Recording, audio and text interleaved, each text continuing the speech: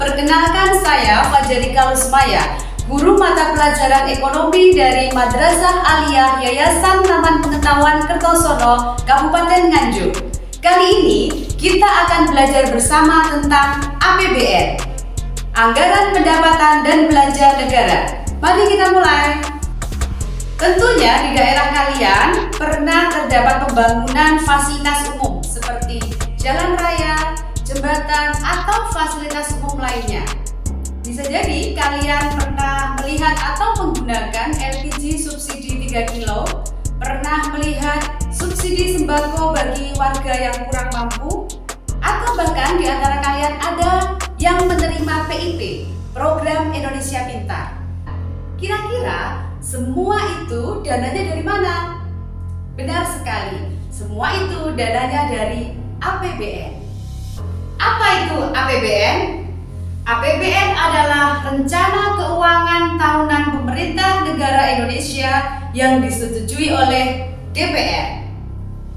APBN berisi daftar sistematis dan terperinci yang memuat rencana penerimaan dan pengeluaran negara selama 1 tahun anggaran. Landasan hukum APBN adalah Undang-Undang Dasar 1945 Pasal 23 Ayat 1. Yang kedua, Undang-Undang Nomor 17 Tahun 2003 tentang Keuangan Negara. Keuangan negara adalah semua hak dan kewajiban negara yang dapat dinilai dengan uang, serta segala sesuatu baik berupa uang maupun berupa barang yang dapat dijadikan milik negara berhubung dengan pelaksanaan dan kewajiban tersebut. Tujuan APBN yang pertama adalah sebagai pedoman penerimaan dan pengeluaran negara dalam melaksanakan tugas kenegaraan. Yang kedua, meningkatkan transparansi dan pertanggungjawaban pemerintah kepada DPR dan masyarakat luas. Yang ketiga, meningkatkan koordinasi antar bagian dalam lingkungan. Secara umum, tujuan APBN adalah untuk meningkatkan kesempatan kerja dan produksi dalam upaya meningkatkan pertumbuhan ekonomi untuk mensejahterakan kemakmuran masyarakat. Fungsi APBN. Yang pertama adalah fungsi alokasi. Fungsi APBN membagi proporsionalitas anggaran saat menjalankan pengalokasian pembangunan dan pemerataan. Anggaran negara harus diarahkan untuk mengurangi pengangguran dan pemborosan sumber daya, serta meningkatkan efisiensi dan efektivitas ekonomi. Yang kedua, fungsi distribusi. APBN berfungsi sebagai penyalur dana kepada masyarakat berdasarkan penetapan alokasi yang sudah ditetapkan dengan rasa pantas dan keadilan. Fungsi ini berkaitan erat dengan pendistribusian barang yang diproduksi masyarakat. Bisa untuk menyeimbangkan pertumbuhan antar sektor dan menanggulangi dampak yang diakibatkan oleh bencana, wabah penyakit seperti kemarin ada COVID-19, dan jika ada konflik sosial. Misalnya, kalian termasuk penerima IPIP. Biaya ini ditanggung negara melalui APBN.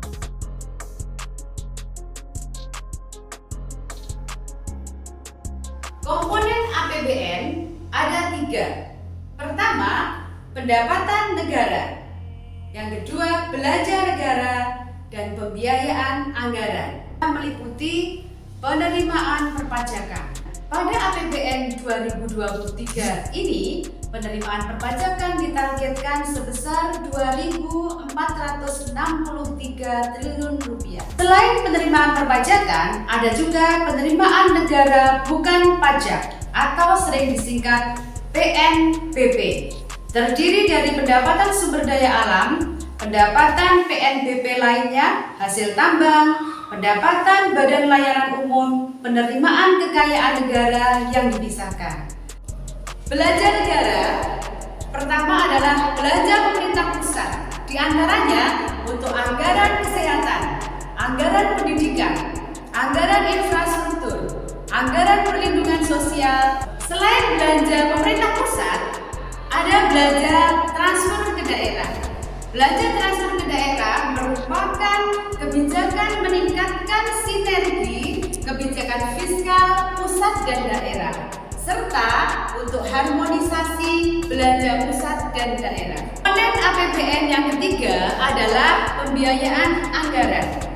Kebijakan countercyclical untuk mendukung pemulihan ekonomi nasional dan penguatan reformasi struktural. Mekanisme penyusunan APBN. Penyusunan APBN terdiri dari pertama adalah perencanaan. RAPBN atau Rancangan Anggaran Pendapatan dan Belanja Negara yang disusun oleh pemerintah dalam bentuk nota keuangan negara. Presiden menyampaikan RAPBN kepada DPR melalui sidang paripurna DPR. Ngomong-ngomong tentang KIP nih, masih ingat nggak dananya dari mana kira-kira? Insya Allah masih ingat Bu.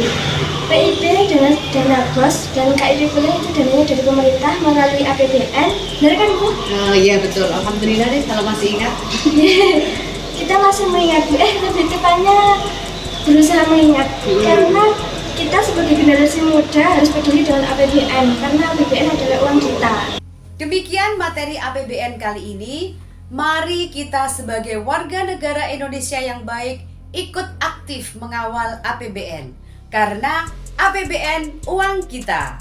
Saya Fajarika Lusmaya, terima kasih, mohon maaf. Assalamualaikum warahmatullahi wabarakatuh.